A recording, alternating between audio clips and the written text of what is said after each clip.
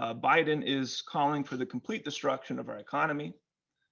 He's declared a war on plants and plant life, apparently, by demanding the atmospheric CO2 concentrations be dramatically reduced in less than a generation. There is no, in case you hadn't been told or were misinformed, there is no climate crisis being caused by human emissions. It's just a ridiculous fraud being pushed on the US people and the global population. And there's no need for a dramatic reduction in CO2 emissions and CO2 concentrations in the atmosphere. If you trace out the history of this initiative, this really comes from the continuation and development of a Malthusian movement, a Malthusian ideology calling for population reduction, which today the World Economic Forum is leading the way with their policies. Well, what does this actually mean? What would it mean to try and go with this policy of shifting away from carbon-based fuels? They're also calling away for shifting away from nuclear, even though it's not a carbon-based fuel, and going heavily with wind and solar. Well, as we covered last week, if you take this case study of just looking at Europe, for example, you take various nations in Europe and you look at two relations. One, how much wind and solar do they have installed per person in their country? And two, what's the cost of electricity in that country? Plot nations according to those two criteria, and you get an incredibly clear relation. The more wind and solar you have, the higher electricity prices.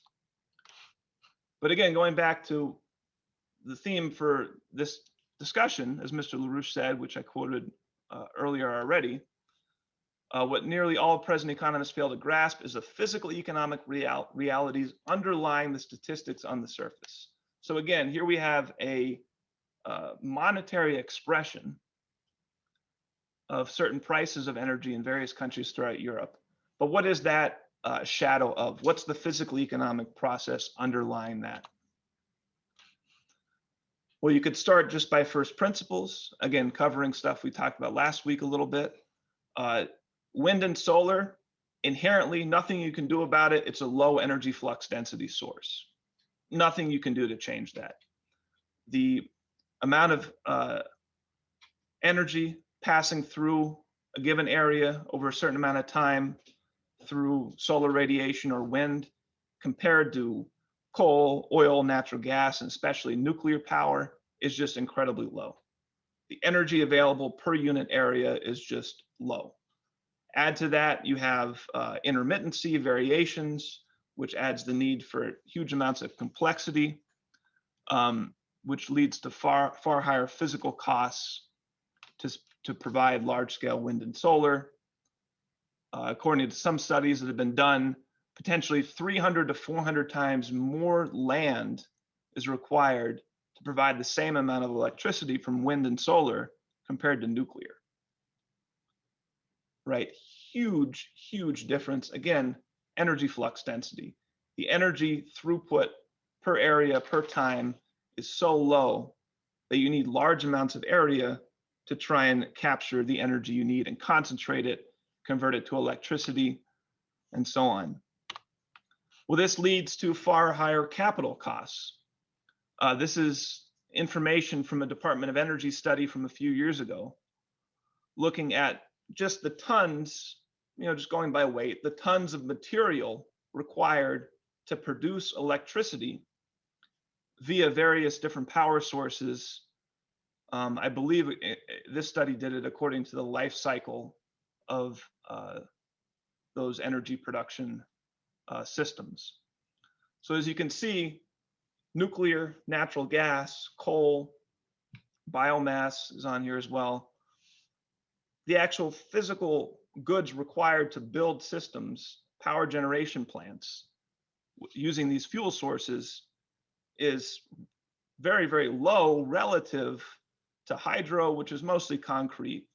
Not a lot else going into that, but geothermal, wind and solar especially, have incredibly higher capital costs physical goods required by weight to produce the same unit amount of electricity. So we're talking about concrete, cement, aluminum, copper, steel, right? Plastic, lead, glass, etc., and glass for solar in particular. So you have a far higher capital costs, again, because of the lower energy flux density.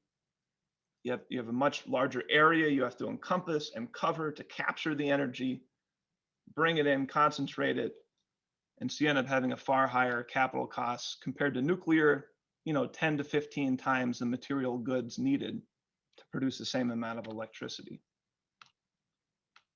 So returning to our physical model, our thermodynamic analogy, what does that look like? Well, for your energy of the system input, some of that's going to have to go to your energy sector. Some capital goods, physical goods are going to have to go to the maintaining of your energy production sector. And some of your workforce, some of your productive households are going to have to be involved in maintaining that and running and operating those systems as well.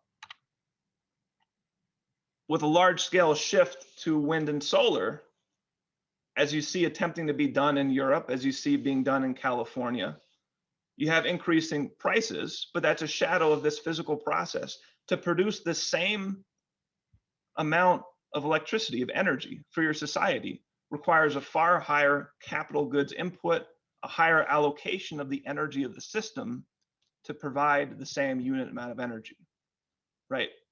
Putting it in these thermodynamic terms gives us a much better framework to understand the physical process behind the shadows.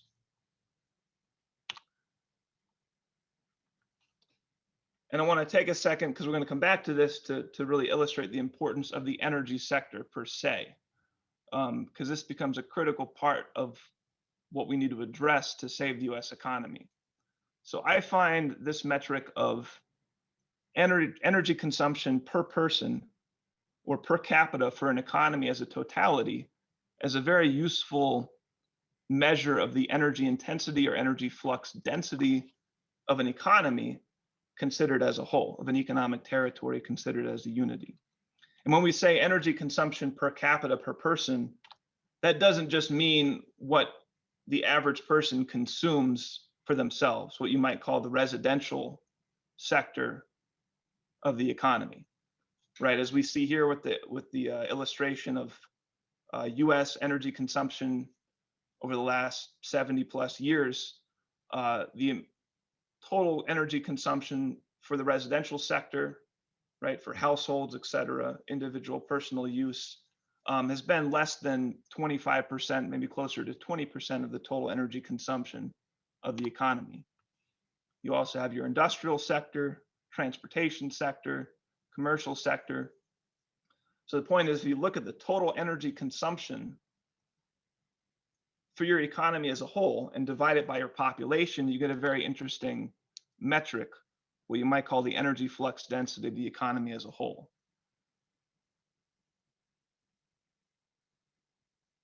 And if you look at various nations, according to this relation, you get an incredibly interesting, but not surprising relation occurring.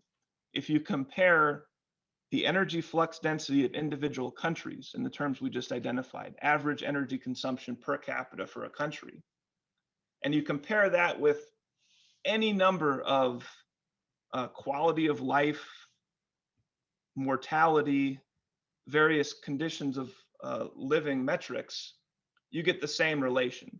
Higher energy flux density economies, better life, better conditions of life.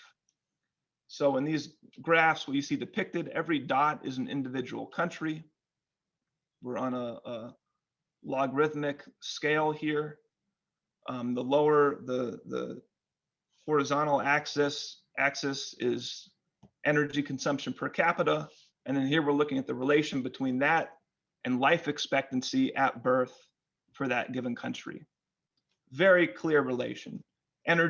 Countries with higher energy consumption per capita, higher energy flux density for those economies, consistently have higher life expectancies in those nations. If you want an inverse case, you can look at something like child mortality. Here we're taking child mortality rates for ages under 5. And again, you see a very clear relation. Lower energy flux density nations, far higher, 1 to 2 orders of magnitude higher child mortality rates compared to nations with higher energy flux density economies, right? Not too much of a surprise, but it's relatively useful to look at. So that's the other dimension of economic progress that Mr. LaRouche constantly discussed and is going to be critical for saving the US economy now, energy flux density measured on the scale of the total economy.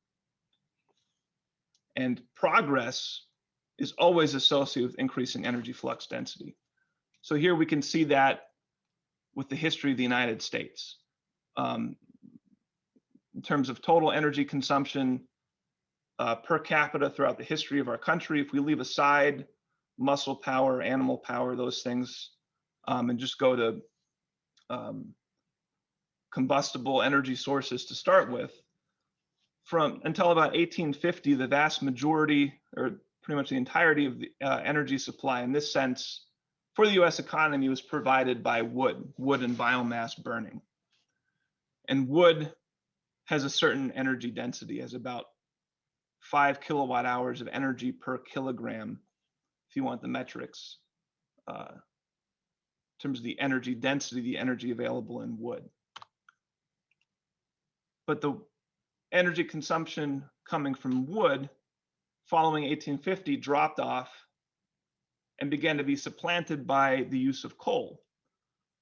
And we see that coal by 1900, 1920, 1930, coal is bringing the entire economy to a significantly higher level of energy flux density, a higher level of energy consumption, useful energy consumption per capita, with coal being about 50% higher in energy density. You get about 50% more energy per weight of your fuel with coal. And then we see coal drops off. Along comes natural gas and petroleum. I've grouped them together here. Again, bringing the economy to significantly higher levels of energy flux density up here through 1970 about, and provided by fuel sources, again, which have increased levels of energy density, higher levels of energy available per weight of the fuels. And then we see oil and natural gas dropping off. And here we see nuclear coming in.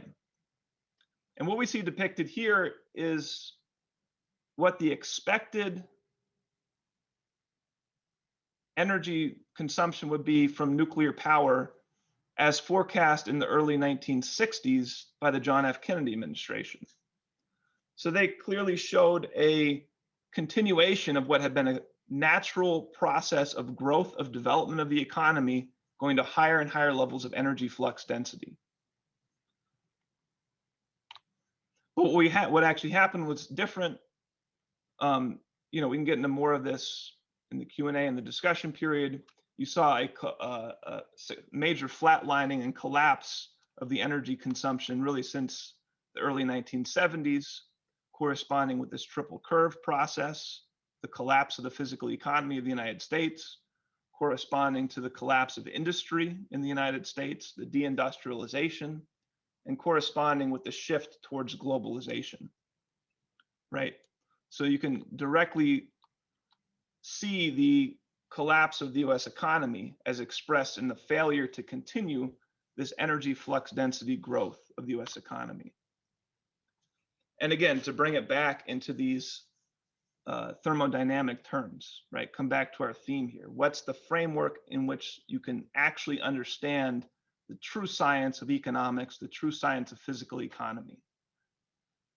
This growth in energy flux density of the economy as a totality, the energy consumption per capita, as measured here, has been provided with a relatively stable energy of the system input for the energy sector and a relatively stable size of the energy sector, right? That's been a negentropic process. The same energy of the system input has been able to provide and continue to provide higher and higher levels of energy consumption in totality and per capita. right? It's been a negentropic process of increasing energy flux density provided with a relatively fixed or even declining energy of the system input, right? That is a healthy, negentropic, developing economy going to higher levels of potential relative population density. Wind and solar go backwards. It's taking us the exact wrong direction. Again, if you look at the materials required to produce a unit amount of electricity from wind and solar, far higher than nuclear, natural gas, or coal. If you look on the other side, not the material requirements to produce those energy delivery systems, energy generation systems, but the fuel requirements, which we were getting at with the energy densities of the fuels just a minute ago, you see a growth on the other side. Here, wind and solar, yeah, we know the energy is just there, it's available from the environment, although the capital costs to acquire it are massive. With coal and natural gas compared to nuclear, the fuel consumption, the weight, the amount of the volume and weight of fuel you have to supply to provide the same amount of electricity, of energy, compared to nuclear is far higher, right? Nuclear is, in terms of the physics, about 1 million times more energy dense than natural gas or coal. So nuclear, and we're talking about both fission and fusion, really, is the basis for the future of the US economy and the global economy and mankind moving forward. There's no getting around that. And these are just some of the physical considerations involved in that process. So again, with a relatively stable energy of the system input, we need to continue to get a higher and higher level of energy flux density for the economy as a totality, and a higher and higher level of energy per capita in productive consumption as measured in those terms.